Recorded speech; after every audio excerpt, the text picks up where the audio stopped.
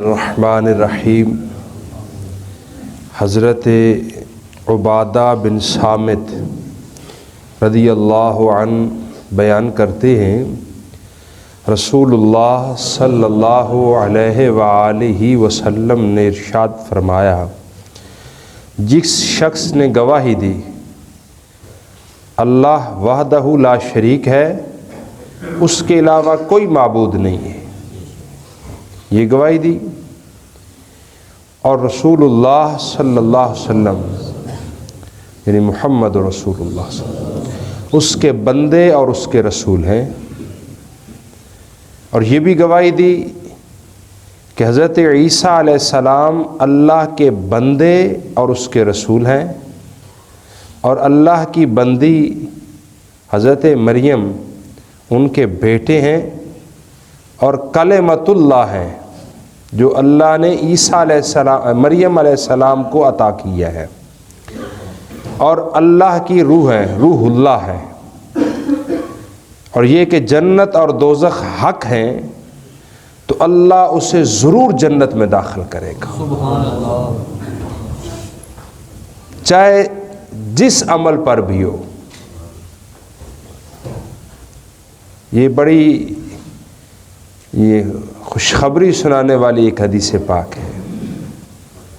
کہ گواہی دے دی، اور پھر یہ یہود کا رد بھی ہے،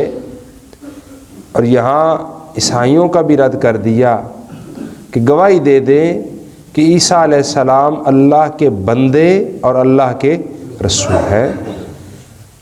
اور حضرت مریم اللہ کی بندی ہیں، اور اللہ نے عیسیٰ علیہ السلام کو حضرت مریم کی گود میں دیا ہے۔ اب روح اللہ عیسیٰ علیہ السلام کا لقب ہے، کلمۃ اللہ عیسیٰ علیہ السلام کا ایک صفاتی نام ہے۔ روح اللہ سے مراد ویسے تو اللہ کی روح بنتے ہیں، لیکن یہ مرادی معنوں میں ہے، صحیح معنوں میں نہیں، اصلی معنوں میں نہیں ہے کہ اللہ کی روح تقسیم ہو کر عیسیٰ علیہ السلام میں آ گئی، یہ معنی نہیں ہے۔ روح اللہ کا معنی یہ ہے کہ وہ ایسی روح والے ہیں کہ جنہوں نے مردوں کو بھی زندہ کر دیا، یا یہ معنی ہے کہ وہ ایک ایسی روح ہے جسے اللہ نے بغیر کسی واسطے کے اپنی قدرت کاملہ کے ساتھ حضرت مریم تک پہنچایا ہے، کیونکہ جو اللہ کریم کی حکمت ہے وہ یہ ہے کہ زوجین کا آپس میں ملنا ہوتا ہے، مرد اور عورت ملتے ہیں، پھر اللہ ان کے ذریعے اولاد کو دنیا میں بھیجتا ہے، یہ اللہ کی حکمت ہے، لیکن اللہ اپنی قدرت کا بھی اظہار کرنا جانتا ہے،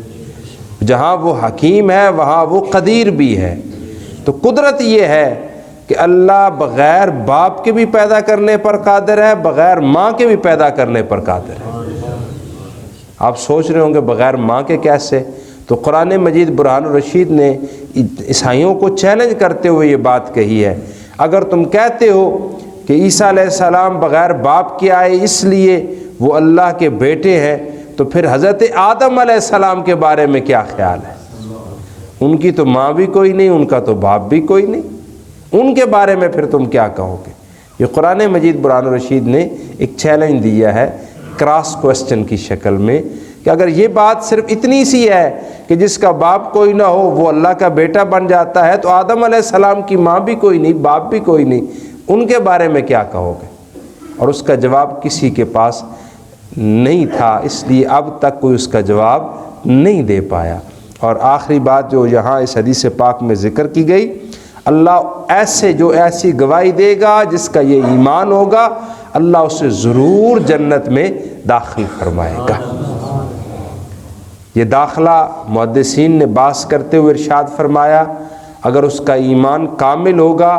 اور اللہ کی فرض کردہ چیزوں سے وہ باغی نہیں ہوگا تو یقیناً اللہ اس کے ایمان کی برکت سے اسے ضرور جنت دے گا۔ لیکن اگر وہ اعمال کے معاملہ میں فرائض میں کوتاہی برتنے والا ہوگا، جو اللہ کا حق ہے وہ ادا نہیں کرتا ہوگا، یا اللہ کی مخلوق کو تنگ کرنے والا ہوگا، تو اس کا حساب دے گا، حساب دینے کے بعد پھر اللہ اسے جنت دے گا۔ یہ دو باتیں ذہن میں رکھنی ہیں، اس لیے ایمان کے ساتھ ساتھ اعمال صالحہ کی طرف پوری کوشش کرے، کیونکہ قرآن مجید برہان الرشید میں جہاں کامیاب لوگوں کا ذکر آیا وہاں فرمایا الا الذین آمنوا وعملوا الصالحات، وہ ایمان لائے اور اچھے اعمال کیے۔ اچھے اعمال والوں پر اللہ خوش ہوتا ہے اور ان کے ایمان میں اللہ اضافہ کرتا ہے۔ اس لیے اللہ کی بارگاہ میں دعا ہے خالق و مالک ہم سب کو رسول اللہ صلی اللہ علیہ وسلم کے اسوہ حسنہ پر عمل کی سعادت عطا فرمائے۔